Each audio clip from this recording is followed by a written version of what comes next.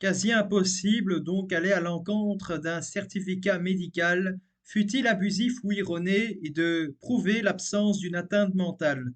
Les statistiques ne fournissent pas davantage d'indications sur la répartition territoriale des mains levées. Certains avocats, comme au barreau de Versailles, sont très bien informés à la défense des patients. Ils connaissent les procédés permettant une main levée systématique. Bon nombre, en revanche, restent mal informés sur ces rouages. En effet, la réforme qui impose qu'une hospitalisation sans consentement soit validée par un juge des libertés et des détentions ne date que de 2011. Auparavant, seul un avis médical suffisait. Si cette judiciarisation a permis de mettre au jour des décisions abusives, elle a aussi induit un vrai problème d'égalité face à la loi et à la défense des droits, souligne la présidente de la CCDH. Autre anomalie dénoncée par l'association, les traitements médicamenteux prodigués de force, pourtant interdits en France en dehors du cadre d'un internement. Parfois, la mainlevée de l'hospitalisation s'accompagnerait en effet d'une décision judiciaire de suivre un programme de soins à la place de l'hospitalisation. En théorie, il ne s'agit pas d'une obligation, mais dans les faits, les patients nous rapportent des cas de chantage. S'ils ne prennent pas les médicaments, alors on les menace de retourner à l'hôpital.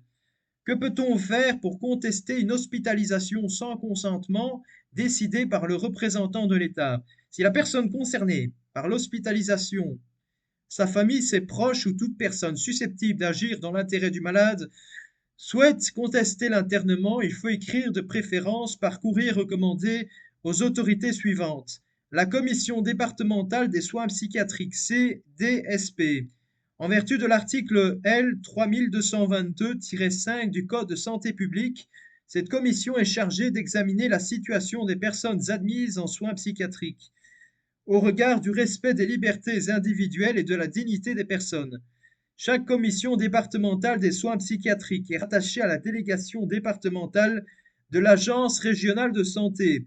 Adressez donc votre courrier à l'attention du président de la CDSP à l'adresse de la délégation départementale de l'Agence régionale de santé.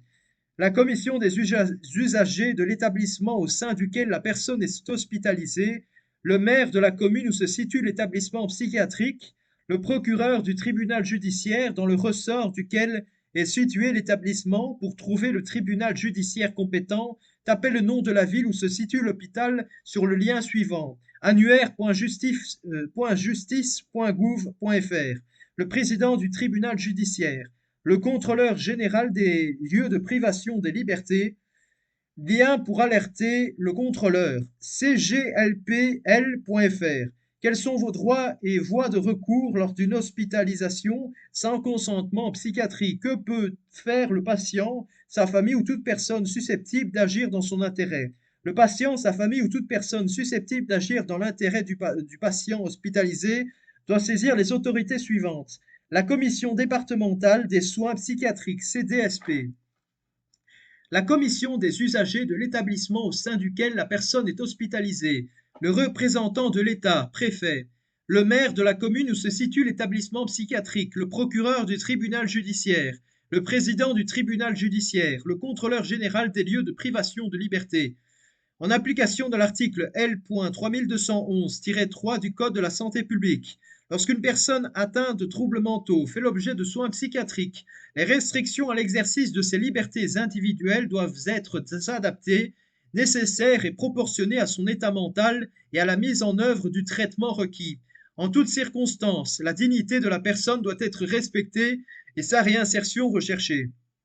Avant chaque décision prononçant le maintien des soins, la personne faisant l'objet de soins psychiatriques est, dans la mesure où son état le permet, informée de ce projet de décision et mise à même de faire valoir ses observations par tout moyen et de manière appropriée à cet état.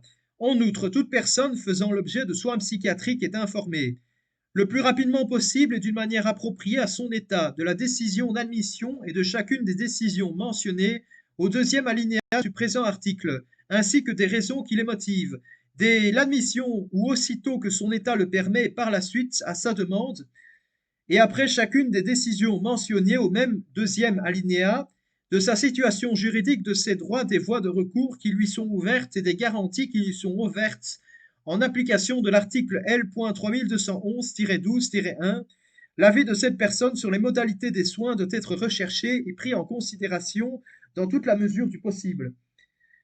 En tout état de cause, elle dispose du droit de communiquer avec les autorités mentionnées à l'article L.3222-4, c'est-à-dire le représentant de l'État, préfet, le président et le procureur du tribunal judiciaire dans le ressort duquel est situé l'établissement. Pour trouver le tribunal judiciaire compétent, tapez le nom de la ville où se situe l'hôpital sur le lien suivant annuaire.justice.gouv.fr.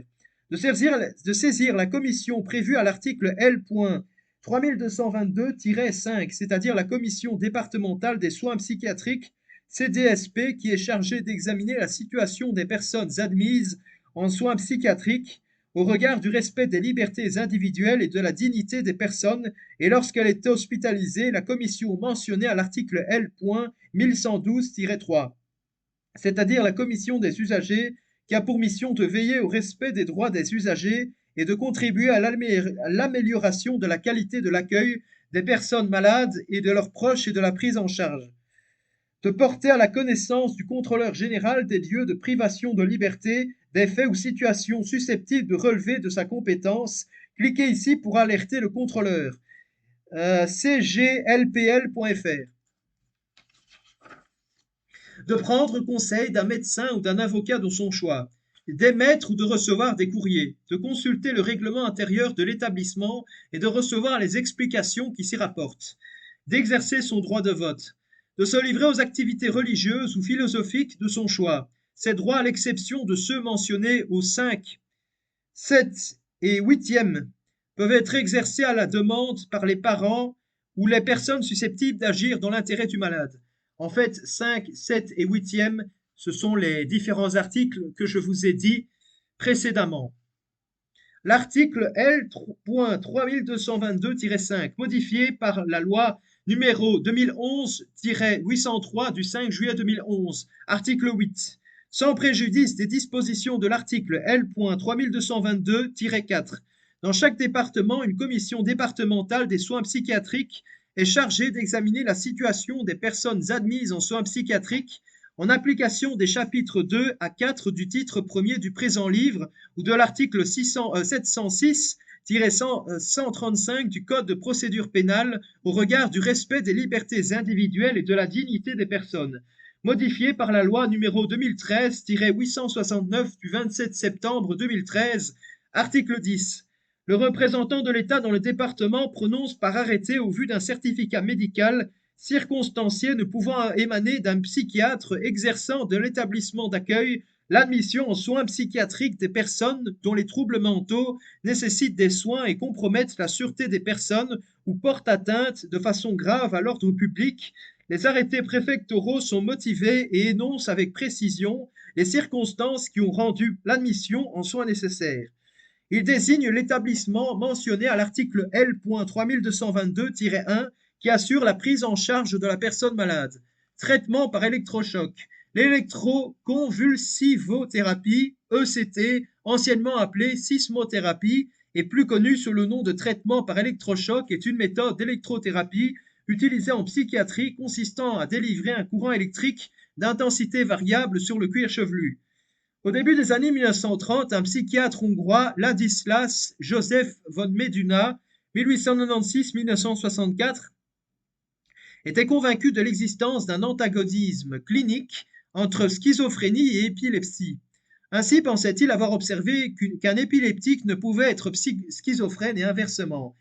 Il eut donc l'idée d'engendrer artificiellement ces crises par l'injection de pentylénététrazole, cardiazole, 1937. En 1938, Ugo Kerletti et Lucio Bini, aidés des expériences de leurs prédécesseurs, observèrent l'attitude des porcs qui, avant d'être tués, sont électrisés afin d'être plus calmes durant la séance. Kerletti et Bini décident alors d'expérimenter cette nouvelle technique sur des chiens entre 1930 et 1938, puis sur des hommes. Ils reprirent l'idée du choc au cardiazole en le remplaçant par le choc électrique. C'est le 15 avril 1938 à l'hôpital psychiatrique de Rome que l'équipe italienne appliqua le premier électrochoc à un patient schizophrène ayant des hallucinations et confusions sans son accord. Après le deuxième essai, le malade supplie qu'on ne recommence pas. Source.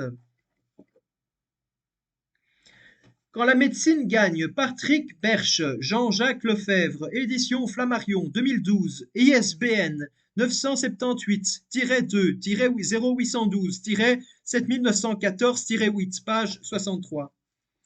Finalement, les résultats sont peu concluants et même incertains dans le traitement des psychoses, mais très positifs dans le traitement des dépressions sévères.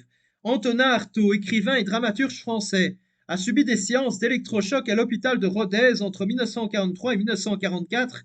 Il en tire la phrase suivante: ce traitement est une torture affreuse parce qu'on se sent à chaque application suffoqué et tombé comme dans un gouffre d'où votre pensée ne revient plus. Source. Didier Foucault, Danchin Laurent et Roumieux André, Artaud et l'asile, Antonin Artaud, lettres 1937 à 1943, Paris Séguier 2015, Paris NRF Gallimard 2015, Histoire, médecine et santé numéro 11, 15 juillet 2017, page 159 à 163. L'écrivain américain Ernest Hemingway a subi une série de séances d'électrochoc à la Mayo Clinic du Minnesota entre 1960 et 1961 qui auraient provoqué une perte de mémoire, le laissant dépressif et suicidaire. Source. The Hemingways, An American Tragedy, VKR Online, archive, vkronline.org, consulté le 18 avril 2020, vkronline.org. L'actrice américaine Carrie Fisher, qui a reçu en 2016 une récompense en partie pour ses efforts pour déstigmatiser la maladie mentale. Source. Carrie Fisher of Star Wars. Fame continues the battle. Archive. Sur Harvard Gazette. 19 avril 2016. Consulté le 7 juin 2020. Sarah Chandonnet. À 2009, Harvard Divinity School graduate and program director of the Humanist Hub. Said Fisher was nominated in part because of her efforts to destigmatize mental illness. Autre source. Non, je raconte des bêtises. Relate ses séances d'électroconvulsivothérapie dans un livre intitulé Choc alcoolique. Et elle en parle lors de diverses interviews. Elle s'en montre très satisfaite, affirmant que cette thérapie est simple et efficace et qu'elle a mis fin à sa dépression liée notamment à l'abus de substances que les médicaments ne parvenaient pas à soigner. Cependant, elle a fait part de perte de plusieurs mois de mémoire. Source. Andy Green, Carrie Fisher on LSD, Death and Sex with Han Solo. Archive. Sur rollingstone.fr, 28 novembre 2016. Consulté le 24 août 2020. Autre source by Jodie Thompson. Carrie Fisher confesses to Oprah that she has regular electric shock therapy to help her battle depression. Daily Mail, 16 février 2011. Fainting Violet.